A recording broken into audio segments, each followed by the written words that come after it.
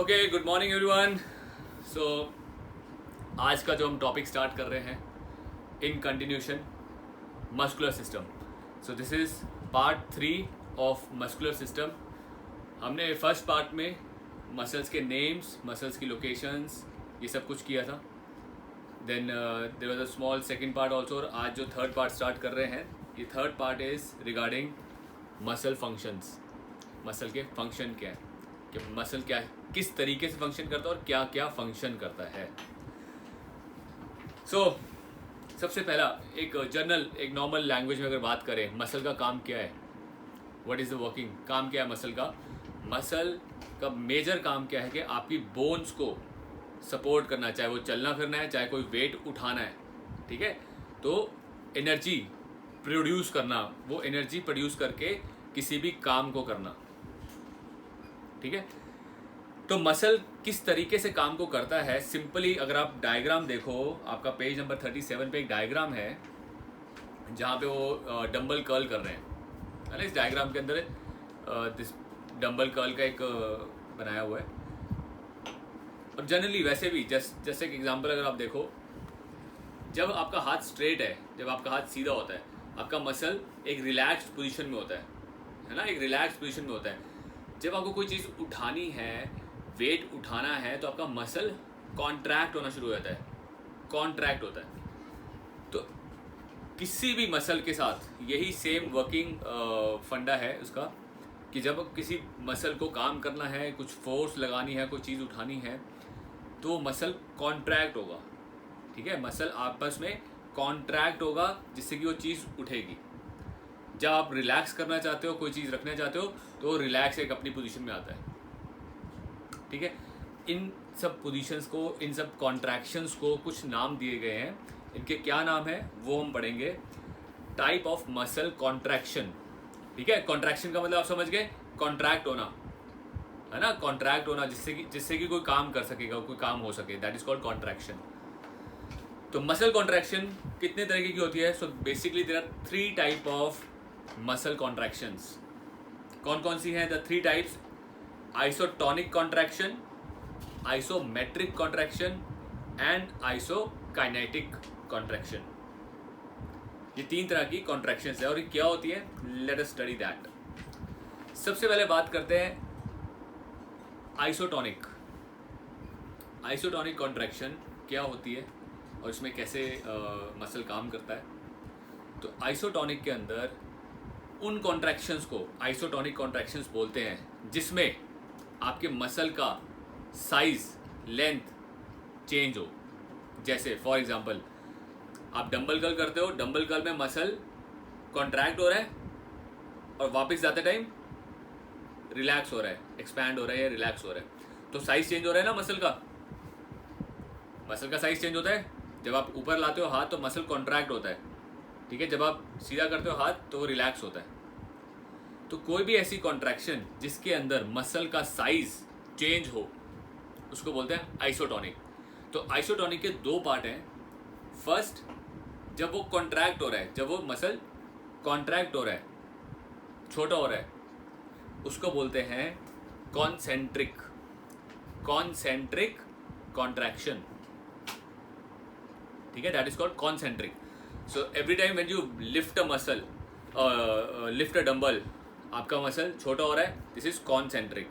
जब आप वापस जाते हो, दिस इज ईसेंट्रिक। जब मसल लंबा होता है, that is called eccentric contraction. Let's talk about, एक एग्जांपल लेते हैं। When you are doing a bench press, जब आप बेंच प्रेस करते हो तो कौन से मोशन में कॉन्सेंट्रिक है? व्हेन यू प्रेस, जब आप बेंच को प्रेस करते हो, ऊपर लेके जाते हो, तो आपका चेस्ट का मसल कॉन्ट्रैक्ट होता है, that is called concentric contraction. और जब आप वापिस फेज में आते हो, उस टाइम पे स्ट्रेच हो रहा है, that is eccentric contraction. Clear है? हर एक मसल के साथ सेम फंडा है, हर एक मसल के साथ सेम फंडा है। तो अब मैं आपसे एक एग्जांपल पूछूंगा, हैंड रेस करना, ठीक है। जिसको आंसर देना है हैंड रेस करेंगे। एक एग्जांपल शेयर कर रहा हूँ। जब हम स्क्वाट करते हैं, when we are doing a squat, ठीक है। स्क्वाट के टाइम पे जब आप स्क्वाट को होल्ड करते हो उस टाइम पे आपका जो थाई मसल है, क्वाड्रिसेप मसल, इस पे कौन सी कॉन्ट्रैक्शन होती है? कॉन्सेंट्रिक या इसेंट्रिक? हैंड रेस करके बताइएगा। Very good, okay. रवि?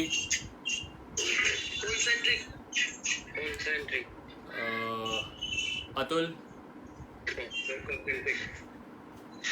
शाबाश, वेरी गुड। सब गलत है। सो सब म्यूट कर लो, मैं आपको बताता हूँ। सो बेसिकली जब आप स्क्वाट पोजीशन में जाते हो, आपका जो थाई का मसल है वो लंबा होता है, वो छोटा नहीं होता, लंबा होता है। करके देख लो। अभी आप अभी खड़े होते हो, जस्ट स्टैंड अप, आप जब बिल्कुल सीधे खड़े होते हो उस टाइम पे आपका थाई का मसल थोड़ा सा कॉन्ट्रैक्शन में होता है। जैसे आप बैठते हो आपका थाई का मसल लंबा होता है, स्ट्रेच होता है। करके देख लो, एग्जाम्पल करके देख लो। When you go in a squat position, आपका थाई का मसल क्वाड्रिसेप्स स्ट्रेच होता है, लंबा होता है। जब आप खड़े होते हो स्टैंडिंग पोजीशन में, तब वो छोटा होता है। तो स्टैंडिंग पोजीशन में कॉन्सेंट्रिक होता है, सिटिंग पोजीशन में इसेंट्रिक होता है। सो गाइस, मेरे को पता था सब लोग एक ही सो इसके लिए ना you have to analyse the exercise. करके देखो, ठीक है। फील दैट मसल, उस मसल पे हाथ लगा के उस मसल को देख के फील करो कि क्या हो रहा है, ठीक है। ये ऐसा क्यों है, इसके पीछे एक लॉजिक देखो। जब हम अपने हैंड की बात कर रहे हैं ना, हमारा ये मसल जो बाइसेप है वो उस तरफ है जिस तरफ ये बेंड हो रहा है, जिस तरफ ये बेंड हो रहा है। और आपका थाई का मसल उस तरफ है, ऑपोजिट साइड है। आपकी नी पीछे बेंड होती है ना और थाई ऊपर है, तो ऑपोजिट साइड है। तो जब मैं इसको बेंड कर रहा हूँ, मेरा बाइसेप, हमारा बाइसेप तो कॉन्ट्रैक्ट हो रहा है, बट ट्राइसेप क्या हो रहा है? इसेंट्रिक। ट्राइसेप तो इसेंट्रिक फेज में जा रहा है ना, ट्राइसेप लंबा हो रहा है। जब भी आप इसको बेंड करोगे आपका ट्राइसेप लंबा होता है, जब आप सीधा करोगे तो ट्राइसेप कॉन्ट्रैक्ट होता है, ऑपोजिट साइड में है ना, ठीक है ना। एक सिंपल एग्जांपल है, आप ट्राइसेप के लिए पुली पुश डाउन करते हो। जब आप पुश डाउन करते हो पुली को, when you push down the पुली, तो आपका कॉन्सेंट्रिक, आपका ट्राइसेप कॉन्ट्रैक्ट होता है। जब पुली ऊपर आती है तो ट्राइसेप लंबा होता है। क्यों? क्योंकि ये हमारे किस तरफ है, हमारा बाइसेप इस तरफ है, अंदर वाली साइड है। और जब हम थाई की बात कर रहे हैं तो थाई उल्टा चल रहा है, क्योंकि नी पीछे की तरफ जाता है ना और थाई आगे की तरफ है। तो इसलिए थाई, जब आप बैठते हो, थाई इसेंट्रिक कॉन्ट्रैक्शन के फेज में जाती है। सो इंटरेस्टिंग चीज़ें हैं, थोड़ा सा you have to be more careful next time, ठीक है। सब लोग कॉन्सेंट्रिक कॉन्सेंट्रिक कॉन्सेंट्रिक नहीं। सो गाइज, कॉन्सेंट्रिक जहाँ पे मसल शॉर्ट हो रहा है, इसेंट्रिक जहाँ पे मसल लेंथनिंग, थोड़ा स्ट्रेच हो रहा है, लंबा हो रहा है। डन? क्लियर है? आई होप एग्जाम्पल्स के साथ आपको ये थोड़ा क्लियर हो गया होगा। Okay, next second type of contraction is isometric.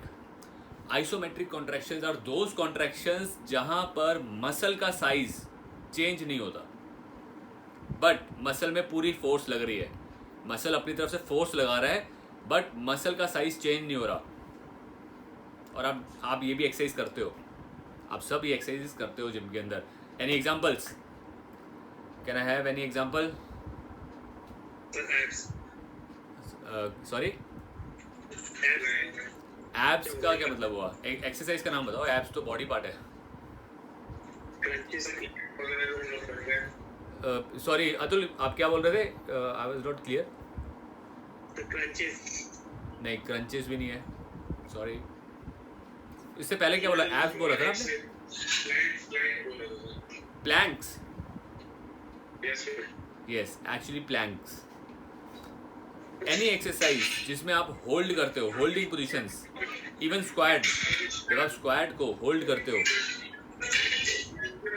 When you hold a squat, आपका जो मसल है, आपके मसल पे पूरा फोर्स जनरेट हो रहा होता है ना, मसल पूरा फोर्स लगा रहा होता है। जब आप होल्ड वाले पोजीशन में बैठते हो, स्क्वाट पोजीशन में बैठ के होल्ड करते हो, तो आपकी थाई मसल पूरा फोर्स लगा रही है, बट थाई का मसल का साइज चेंज नहीं हो रहा। When you perform a plank, जब आप एक प्लैंक परफॉर्म करते हो, दैट टाइम आपका पूरा कोर में से स्ट्रेंथ लग रही है, बट कोई भी मसल का साइज चेंज नहीं हो रहा। एक और एग्जांपल देता हूँ, वॉल को पुश करना। आप वॉल को जब पुश करोगे, वॉल तो कहीं नहीं जा रही, आप पुश कर रहे हो, आपके हाथ में से पूरा पावर फोर्स एक्सर्ट हो रहा है, बट मसल का साइज चेंज नहीं होता। मसल का साइज वही रहेगा, बट पूरा फोर्स लग रहा होता है। तो एनी एक्सरसाइजेस जिसके अंदर होल्ड पोजीशन को होल्ड करना है, ठीक है, उनको हम बोलते हैं आइसोमेट्रिक कॉन्ट्रैक्शंस, जहां पे मसल का साइज चेंज नहीं हो, बट मसल में फोर्स एक्सर्ट हो रही है, मसल फोर्स लगा रहा है। Done, that is isometric. Next is isokinetic. Isokinetic contractions, ये कॉन्ट्रैक्शंस क्या करती हैं? ये ऐसी कॉन्ट्रैक्शंस हैं जो वाइब्रेट, मसल को वाइब्रेट करके एक्टिव करती हैं, एक्टिवेट करती हैं वाइब्रेशन मोड में। सो मोस्टली ऐसी आपने एक्सरसाइज देखी होंगी पहले ना, जिम्स के अंदर एक मशीन आती थी वाइब्रेटर सी, और एक उसके भी ऊपर पट्टा लगा होता था कि अपनी कमर में या थाई पे, अपना हिप पे उसको पट्टे को रख के and you start the machine, वो वाइब्रेट करता है पट्टा।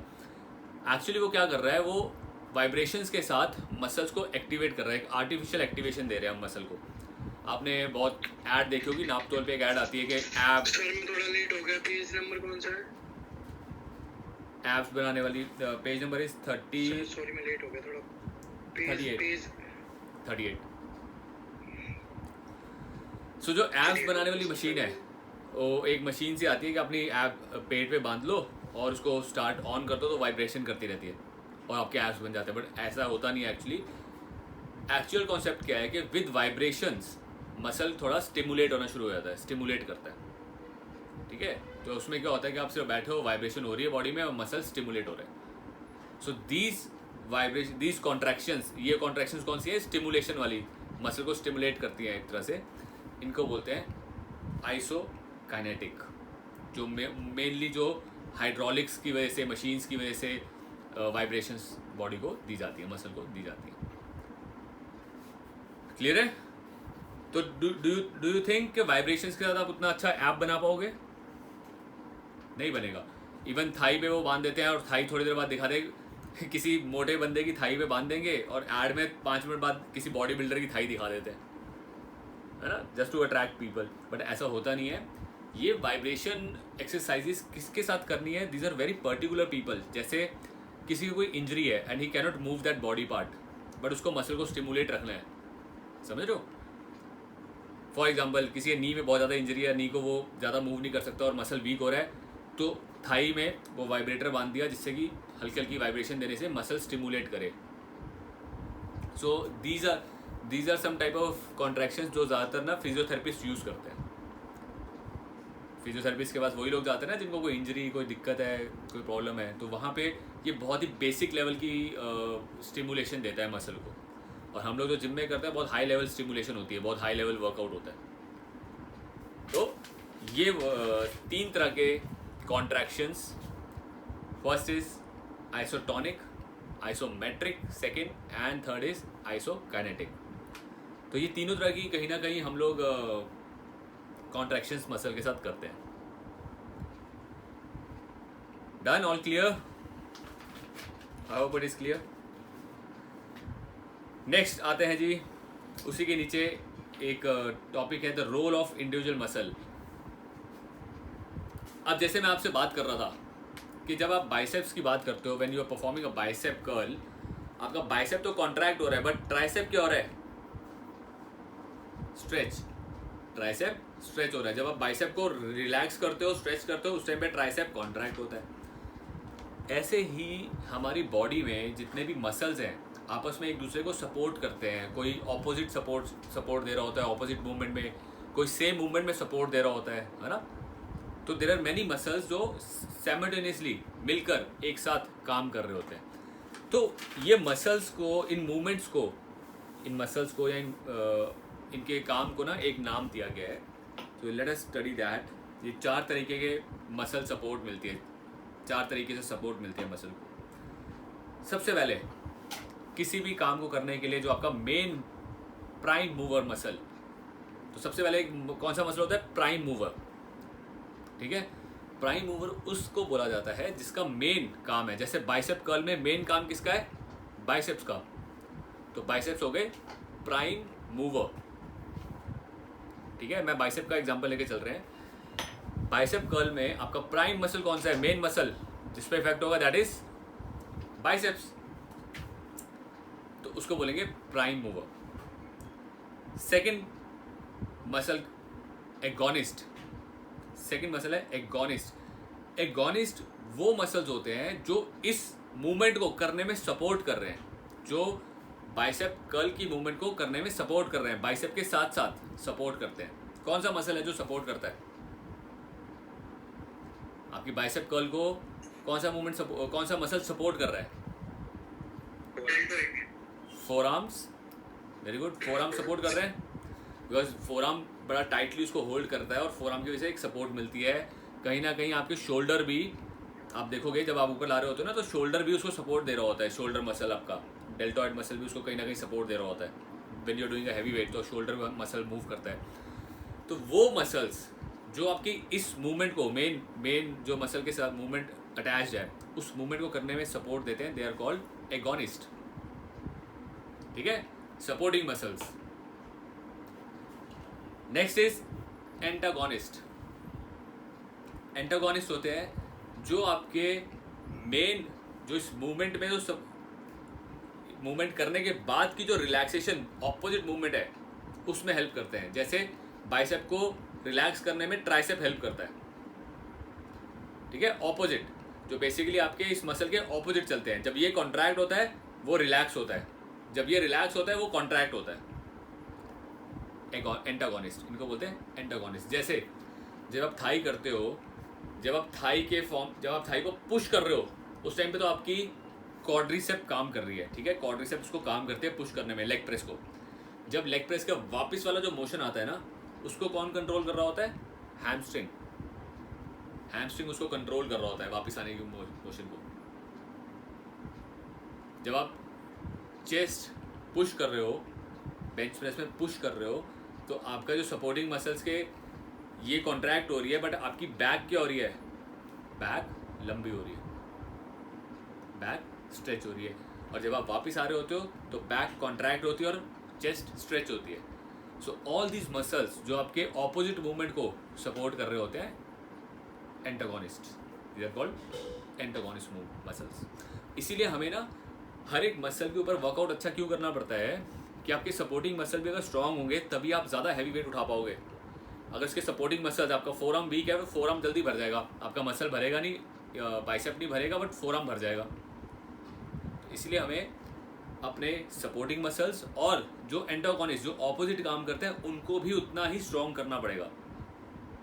पहले आप देखते होंगे क्रिकेट में ना बहुत ज़्यादा हैमस्ट्रिंग इंजरीज होती थी प्लेयर्स को, स्पेशली इंडियन प्लेयर्स को ना हैमस्ट्रिंग इंजरी ज़्यादा होती है। क्यों? थाई पे तो सबने काम किया है, लेकिन हैमस्ट्रिंग पे काम नहीं करते थे। तो थाई में कोई इंजरी नहीं आती थी, बट कुछ थोड़ी देर लंबा खेलने के बाद उनकी हैमस्ट्रिंग इंजरी हो जाती थी, क्योंकि हैमस्ट्रिंग है एंटागोनिस्ट, और एंटागोनिस्ट पे वर्कआउट नहीं करते थे लोग। आज की डेट में जैसे जैसे ये चीज़ें पता लग रही हैं, they are performing better antagonist exercises, जिसकी वजह से उनको दिक्कत नहीं आती। Keshav, you want to ask something? नहीं, सॉरी, लोग आपका हैंड रेज है। क्लियर है? एंटागोनिस्ट जो मसल है, बैक पार्ट का मसल होता है। हाँ जी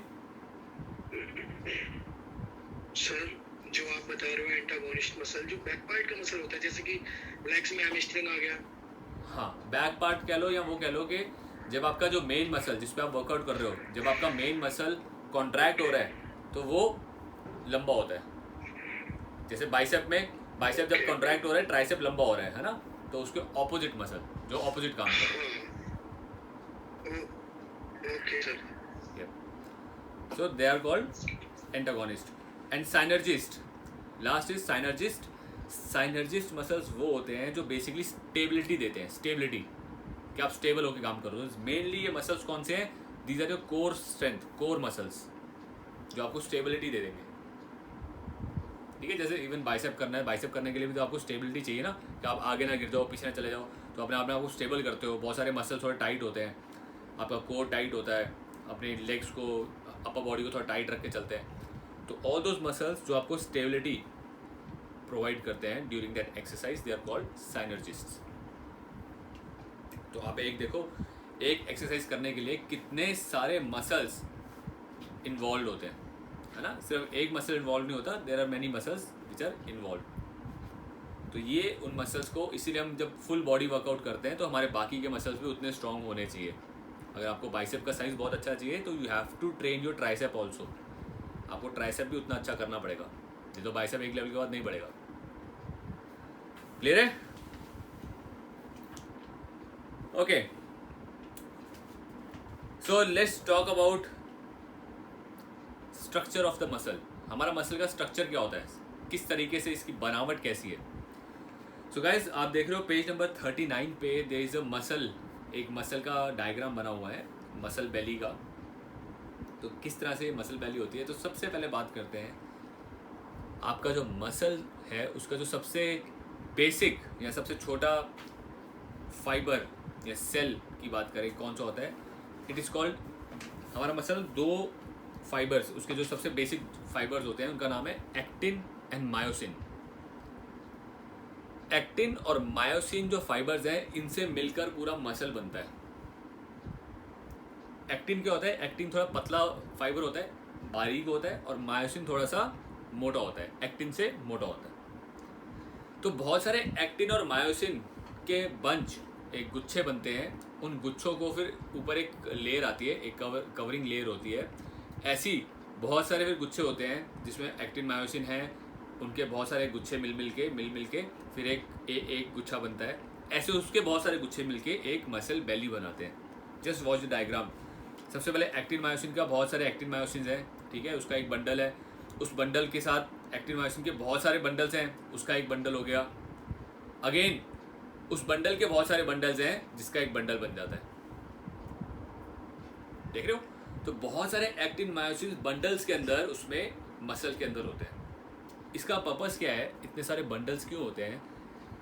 जस्ट इन केस आपके मसल में कोई इंजरी होती है ना, तो जिस बंडल से में से या जिस जगह पे इंजरी हुई है, सिर्फ वो वाले एक्टिन मायोसिन काम नहीं कर पाएंगे, बट बाकी के एक्टिन मायोसिन काम करते रहेंगे, बाकी का पूरा बंडल काम करता रहेगा। तो जब आप क्या करते हो, ऐसा नहीं होता कि आपका पूरा हाथ एकदम रुक जाए, थोड़ी बहुत इंजरी है ना तो आपको पेन फील होता है, क्योंकि पेन जहाँ पे वो ब्रेकेज है, जिन बंडल्स के अंदर एक्टिन मायोसिन ब्रेक हो चुके हैं वहाँ पे पेन फील होगा, लेकिन बाकी के एक्टिन मायोसिन आपका मसल को काम करने के लिए ठीक रखते हैं कि वो काम कर सके, ज़रूरत पड़ने पे काम कर सके। ये जो बंडल्स हैं इनके कुछ नाम हैं। देखो, सबसे पहले बहुत सारे एक्टिन्स और मायोसिन्स का जो पहला बंडल बनता है उसका नाम है मायोफ्रिबिल्स। बुक में देखोगे देयर इज अ मायोफ्रिबिल्स, जो बेसिकली एक्टिन और मायोसिन्स के बंडल्स को बोला जाता है। इन बंडल्स को अगेन बहुत सारे ऐसे बंडल मिलके बनते हैं, तो उन बंडल को बोला जाता है सार्कोलेमा। ऐसे सार्कोलेमा के बहुत सारे बंडल्स मिलके बनाते हैं। नेक्स्ट जो बंडल बनता है सार्कोलेमा के बाद, दैट इज एपिसीजियम। एपिसीजियम उसका ना बीच का वो है, लेयर है। तो बहुत सारे सार्कोलेमास होते हैं, जो सार्कोलेमास मिलकर आपका मसल बेली बनाते हैं। तो सार्कोलेमा में क्या होता है, सार्कोलेमा में बहुत सारे मायोफ्रिबिल्स हैं। तो इस तरह से आपका एक पूरा मसल बेली बनता है, और ये मसल बेली फिर आपका काम करता है। आपके साथ में यहाँ पे एक चीज़ और शेयर करते हैं, working of the muscle. Next page पे अगर आप आओगे, वर्किंग ऑफ द मसल में बहुत ही सिंपल लैंग्वेज में आपके साथ डिस्कस करूँगा। और what I will do is I will share a video, ठीक है, यूट्यूब वीडियो आपके साथ शेयर करेंगे, जिसको आप देख के, एनिमेटेड वीडियो को देख के ज़्यादा अच्छे से आपकी अंडरस्टैंडिंग हो कि मसल काम कैसे करता है। तो अभी I will just share basic कि कैसे मसल काम करता है, वेरी बेसिक। तो गाइस, बहुत सारे जो एक्टिन मायोसिन्स हैं, इसकी प्लेसमेंट कैसे होती है। पहले तो दो एक्टिन्स होते हैं पतले, दो एक्टिन्स के बीच में एक मायोसिन रहता है, ठीक है, मायोसिन थोड़ा मोटा होता है। तो दो एक्टिन्स के बीच में एक मायोसिन है, this is the normal position, ठीक है, ये एक नॉर्मल पोजीशन होती है। जब आपके मसल को काम करना है, कॉन्ट्रैक्ट करना, तो एक्टिन मायोसिन, ये मायोसिन क्या करता है, मायोसिन एक्टिन को पकड़कर पुश करता है अपनी तरफ। पुश करने से ये आपस में कॉन्ट्रैक्ट हो जाते हैं। जब बहुत सारे एक्टिन मायोसिन, आप देखिए बहुत सारे एक्टिन मायोसिन इस तरह से रिलैक्स्ड है, जैसे ये आपस में कॉन्ट्रैक्ट करेंगे तो ये क्या करेंगे, कॉन्ट्रैक्ट होते ही कॉन्ट्रैक्ट हो जाते हैं। जैसे ही कुछ काम करना है ये आपस में जुड़ेंगे और जुड़ते ही क्या होंगे, कॉन्ट्रैक्ट होंगे। तो क्या है, जो पहले मसल लंबा था जैसे ही कॉन्ट्रैक्ट हुआ तो मसल छोटा और पंप में आ जाता है, जिसको आप बोलते हैं पंपिंग हो गई, कॉन्ट्रैक्शन। तो अभी आपके एक्टिन मायोसिन सारे रिलैक्सड है, एक्टिन्स और मायोसिन दूर दूर है। जैसे आप मसल को ऐसे करते हो सारे एक्टिन्स और मायोसिन आपस में कॉन्ट्रैक्ट करते हैं, जिसकी वजह से मसल कॉन्ट्रैक्शन होती है। एक बहुत ही सिंपल कॉन्सेप्ट बता रहा हूँ। और कैसे करते हैं, कब करते हैं, जब आपका ब्रेन उनको मैसेज देता है। जब आपका ब्रेन मैसेज देता है कि मेरे को ये लिफ्ट करना है, मेरे को ये हाथ उठाना है, अभी तो मेरे हाथ में कोई वेट नहीं है तो मैं आराम से कर पा रहा हूँ, तो एक्टिन मायोसिन बड़े आराम से कॉन्ट्रैक्ट हो पा रहे हैं, उनको बहुत ज़्यादा एनर्जी की ज़रूरत नहीं है। जैसे ही मेरे हाथ में डंबल होगा, वेट होगा, उसको थोड़ा ज़्यादा एनर्जी लगानी पड़ेगी, एक्टिन मायोसिन की थोड़ी ज़्यादा, और हैवी डंबल दूंगा तो मेरा जो ब्रेन मैसेज दे रहा है, जो करंट मैसेज एक करंट के थ्रू जाता है, वो करंट और ज़्यादा होना चाहिए, ज़्यादा हाई होना चाहिए। वो क्या होता है, डिटर्मिनेशन, हम पूरा जोर आता है, उठाओ उठाओ उठाओ, पूरा जोर लगा रहे होते हैं, वो करंट यहाँ से भी जा रहा होता है और मसल अपने एनर्जी को भी पूरा प्रॉपर यूज़ कर रहा होता है, पूरी एनर्जी डाल रहा होता है कि एक्टिन मायोसिन आपस में खींच रहे होते हैं एक दूसरे को। मायोसिन एक्टिन को खींचने की कोशिश कर रहा होता है कि वापस वापस पकड़ पकड़ पकड़, धीरे धीरे धीरे धीरे करके पकड़ता है, ठीक है ना। अभी तो पहले पहले नॉर्मल जा रहा था बड़े आराम से, लेकिन जैसे वेट बढ़ाए तो ये मायोसिन एक्टिन को फिर खींचते हैं, पूरा जोर लगा के खींच रहे होते हैं, पूरी एनर्जी चल रही होती है, बॉडी की पूरी एनर्जी लग रही होती है, फिर ये आपका मसल कॉन्ट्रैक्ट होता है, और कॉन्ट्रैक्ट होते ही वो पूरे एक्टिन मायोसिन आपस में जुड़ चुके हैं। जब आप रिलैक्स करते हो, रिलैक्स मोशन में फिर ये धीरे धीरे धीरे धीरे रिलैक्स होते हैं। बट ये तो रिलैक्स हो रहे हैं, आप ये देखो ये रिलैक्स हो रहे हैं, लेकिन रिलैक्सिंग पोजीशन में कौन सा मसल काम कर रहा है, ऑपोजिट। जो ऑपोजिट मसल होता है आपका एंटागोनिस्ट मसल होता है, वो उस टाइम पे क्या कर रहा होता है, वो कॉन्ट्रैक्ट हो रहा होता है, वो कॉन्ट्रैक्ट हो रहा होता है, समझ रहे हो। क्योंकि वो रखने वाली पोजीशन में अब अगर वो दूसरा मसल कॉन्ट्रैक्ट नहीं करेगा ना तो धार से रखा जाएगा एकदम से, क्योंकि ये मायोसिन तो ऐसे अपने आप को सिर्फ ऐसे छोड़ रहे हैं, बट दूसरा मसल उसको धीरे धीरे कंट्रोल करके रख रहा होता है। सो गाइज, मसल का वर्किंग बड़ा एक तरीके से कैसे चलता है, जब आपको करंट मतलब मैसेज ब्रेन से आता है, उस करंट को जब वो मसल में लगता है, मसल में जाता है, तो कुछ सोडियम, कैल्शियम, फॉस्फोरस, मैग्नीशियम, ये आयोन्स होते हैं। ये आयोन्स जैसे ही मसल में जाते हैं, मसल को एकदम से एक्टिवेट करते हैं काम करने के लिए। और मसल का एक ही काम है, यहाँ तो कॉन्ट्रैक्ट होना है या रिलैक्स होना, बस उसको ये आता है। मसल को कॉन्ट्रैक्ट होना होता है या रिलैक्स होना आता है। जब वो कॉन्ट्रैक्ट होगा तो उस टाइम पे वो चीज़ को लिफ्ट कर लेगा, और जब लिफ्ट की हुई चीज़ को रखना है तो रिलैक्स होगा। तो मसल का वही काम है, जो ब्रेन मैसेज दे देगा कि भैया लिफ्ट कर, तो लिफ्ट कर देगा, जब कहेगा छोड़ दे तो वो रिलैक्स रख देता है। क्लियर है। सो एक्टिन्स और मायोसिन्स मिलके ये काम अच्छे से करते हैं। तो यहाँ पे ना एक डायग्राम दिया हुआ है, if you see on page number 41 में एक डायग्राम में आपको अच्छे से दिख जाएगा। एक्टिन्स के दो ऊपर और नीचे जो है वो एक्टिन्स है और बीच में मायोसिन है। वॉच दिस, सबसे नीचे वाला डायग्राम जो है, सबसे नीचे जो है ना, दिस वन, अगर आप इसको देखो, ऊपर और नीचे दो एक्टिन्स हैं, बीच में मायोसिन है। तो एक्टिन और मायोसिन इस तरह से काम करते हैं, आपस में कॉन्ट्रैक्ट करते हैं। जब वो कॉन्ट्रैक्ट कर देंगे तो आपस में एक दूसरे के साथ चले जाएंगे और देन दे गेट रिलैक्स, तो बाहर आ जाते हैं। क्लियर है जी।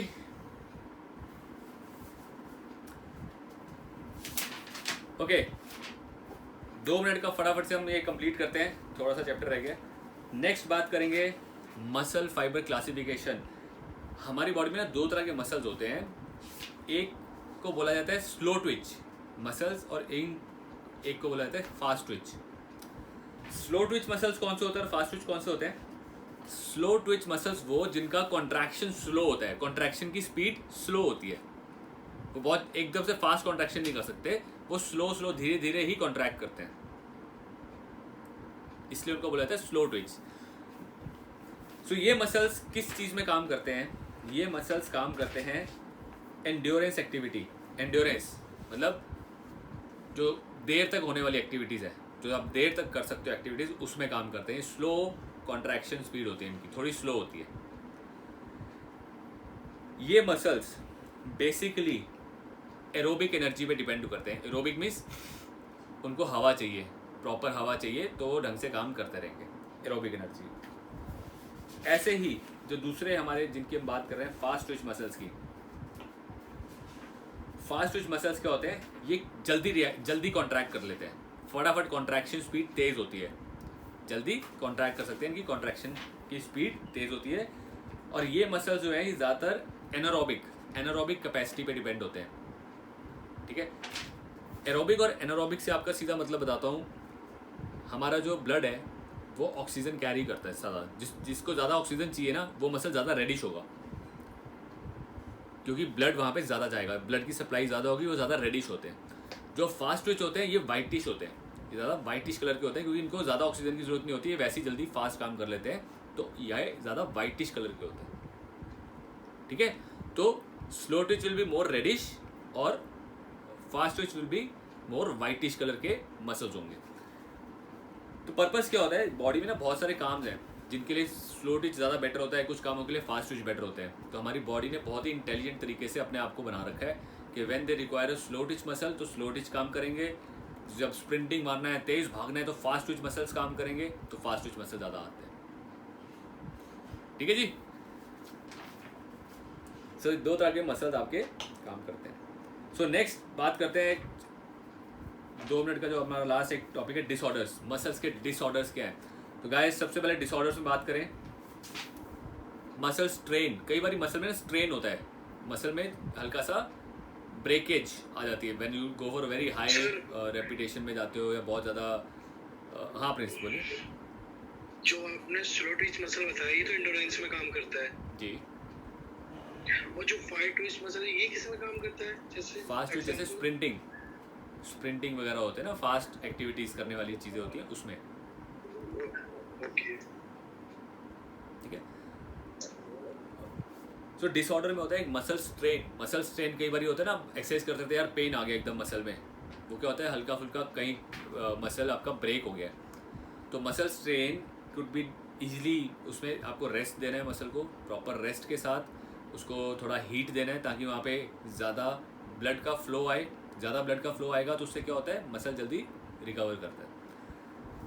मसल डायट्रॉफी होता है कि मसल का साइज गिरना, ये ना कुछ प्रॉब्लम ऐसी है जो आई थिंक हेरिडेटरी या किसी और रीजन की वजह से आती हैं, ये जनरली ऐसे जिम में नहीं होती। तो मसल डायट्रॉफी मीन्स उस इंसान का मसल वीक है और मसल का साइज गिरता है। तो मेन जो आपको काम आता है ना मसल स्ट्रेन या क्रैम्पिंग, जो जिम के अंदर क्रैम्प्स वगैरह आ जाते हैं लोगों को। क्रैम्प किस लिए आता है? जब वाटर लेवल लो होता है, जब आपका बॉडी में सॉल्ट्स वाटर लेवल लो होने से क्रैम्प्स आते हैं, मसल ठीक से काम नहीं कर पाता, अटक जाता है, उसको पूरा प्रॉपर मिल नहीं पा रहा है, सॉल्ट्स नहीं मिल पा रहे, करंट नहीं मिल पाता, तो नहीं काम कर पाते। तो क्रैम्प्स के लिए भी बेस्ट चीज़ है टू हाइड्रेट योर सेल्फ, पानी और इलेक्ट्रोलाइट्स सॉल्ट्स वगैरह लेने हैं। और स्ट्रेन के लिए सेम टाइम टेक रेस्ट, उस टाइम पे जहाँ पे स्ट्रेन आता है उसको मसल को बार बार ना ऐसे नहीं करना, ठीक है। सो गाइस ये कुछ डिसऑर्डर्स मसल्स के होते हैं जिसकी वजह से हमारे मसल्स में पेन और बात करें तो पेन वगैरह आ सकती है। तो इनको आपको ट्रीट करने के लिए you have to give them rest and take proper treatment. So इसी के साथ हमारा मस्कुलर सिस्टम चैप्टर ख़त्म होता है and will continue with next topics in the next videos. So see you all guys and I hope आपको ये videos, आपको ये टॉपिक्स अच्छे लग रहे हैं। So just subscribe the channel and give us a like. Thank you.